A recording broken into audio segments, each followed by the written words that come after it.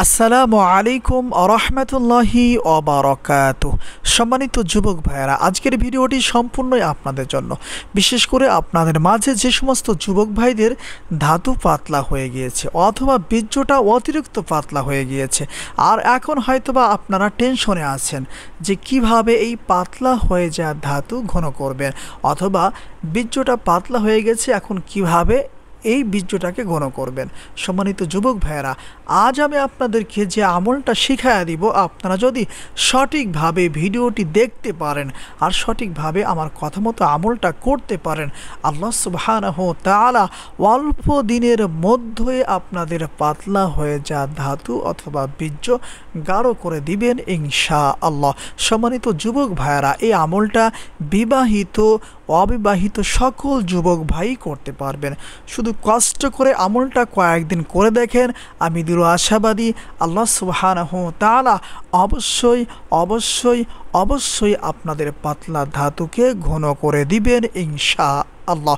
সম্মানিত যুবক ভাইয়েরা, এই আমলটা কখন কিভাবে করবেন পরামর্শ থাকবে। এই আমলটা ফজরের নামাজের পরে করতে হবে। ফজরের নামাজ অবশ্যই চেষ্টা করবেন জামাতের সঙ্গে আদায় করার জন্য।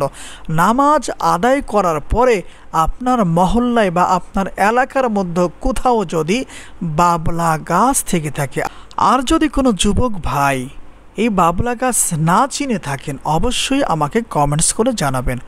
তাহলে আমি অবশ্যই আপনাদের জন্য এই গাছের পাতা ডাল সহ একটি ভিডিও নিয়ে আসার চেষ্টা করব ইনশাআল্লাহ। সম্মানিত যুবক ভাইয়েরা, ফজরের নামাজের পরে দেখবেন আপনার এলাকায় অথবা আপনার মহল্লার মধ্যে কোথাও বাবলা গাছ আছে কিনা।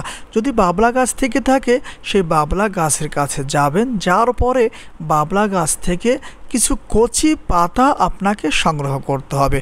কচি পাতার পরিমাণ কতটুকু হবে? কচি পাতা আপনাকে এক মুষ্টি নিতে হবে। আবারও বলছি, ফজরের নামাজ চেষ্টা করবেন জামাতের সঙ্গে আদায় করার জন্য।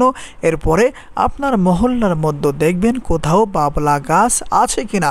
যদি থেকে থাকে, সেই গাছ থেকে আপনাকে এক মুষ্টি কচি বাবলা পাতা সংগ্রহ করতে হবে। একবারে কচি কচি যে পাতাগুলো আছে, এক মুষ্টি পাতা সংগ্রহ করবেন। এরপরে আপনাকে এই পাতার উপরে আমল করতে হবে। সর্বপ্রথমে 3 বার ইস্তিগফার পাঠ করবেন। যে কোনো ইস্তিগফার পাঠ করলেই চলবে, যেমন আস্তাগফিরুল্লাহ আস্তাগফিরুল্লাহ আস্তাগফিরুল্লাহ। এরপরে যে কোনো দুরূদ শরীফ পাঠ করবেন 3 বার, সাল্লাল্লাহু আলাইহি ওয়াসাল্লাম সাল্লাল্লাহু আলাইহি ওয়াসাল্লাম সাল্লাল্লাহু আলাইহি ওয়াসাল্লাম। এরপরে বিসমিল্লাহ সহ সূরাতুল ফাতিহা পড়বেন এই নিয়মে, যেমন বিসমিল্লাহির রহমানির রহিম আলহামদুলিল্লাহি রাব্বিল আলামিন আর রহমানির রহিম মালিকি ইয়াউমিদ্দিন ইয়াকা না'বুদু ওয়া ইয়াকা নাস্তাঈন ইহদিনাস সিরাতাল মুস্তাকিম সিরাতাল লাযীনা আন'আমতা আলাইহিম গায়রিল মাগদুবি আলাইহিম ওয়ালাদ-দাল্লিন। এরপরে আপনি আমার মতো করে যে এক মুষ্টি বাবলার কচি পাতা হাতের মুষ্টিতে নিয়েছেন, এখানে একটি ফু দিবেন। এভাবে করে বিসমিল্লাহ সহ সূরাতুল ফাতিহা 3 বার পাঠ করবেন, আর হাতের মুঠে রাখা বাবলা পাতায় 3টি ফু বা দম দিবেন। এরপরে একবার যে কোনো দুরূদ শরীফ পাঠ করবেন। এরপরে হাতের মুষ্টিতে 2টি ফু দিবেন, যেমন সাল্লাল্লাহু আলাইহি ওয়াসাল্লাম। মোট 5টি ফু দিয়ে আপনাকে এক মুষ্টি বাবলার পাতা পড়ে নিতে হবে। সম্মানিত যুবক ভাইয়েরা, যখন এক মুষ্টি পাতা সূরাতুল ফাতিহার মাধ্যম দিয়ে পড়া হয়ে যাবে, এবার আপনাকে কষ্ট করে এই এক মুষ্টি পাতা আপনার গালের মধ্য দিয়ে চিবায়া খেতে হবে।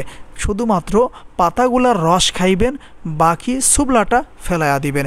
এভাবে কিছুদিন যদি আপনারা আমল করতে পারেন, আমি দৃঢ় আশাবাদী আল্লাহ সুবহানাহু ওয়া তাআলা আপনাদের পাতলা হয়ে যাওয়া ধাতু অথবা পাতলা হয়ে যাওয়া বীর্য ঘন করে দিবেন ইনশাআল্লাহ। সম্মানিত যুবক ভাইয়েরা, আজকের ভিডিওটি এ পর্যন্তই। যদি ভিডিওটি আপনাদের কাছে ভালো লেগে থাকে, অবশ্যই ভিডিওতে একটি লাইক দিবেন এবং আপনার মূল্যবান মতামত কমেন্টস করে জানাবেন। আর প্রতিদিন ইসলামিক নতুন নতুন ভিডিও পেতে আমাদের এই ছোট্ট চ্যানেলটি সাবস্ক্রাইব করে সাথেই থাকবেন ইনশাআল্লাহ। আসসালামু আলাইকুম ওয়া রাহমাতুল্লাহ।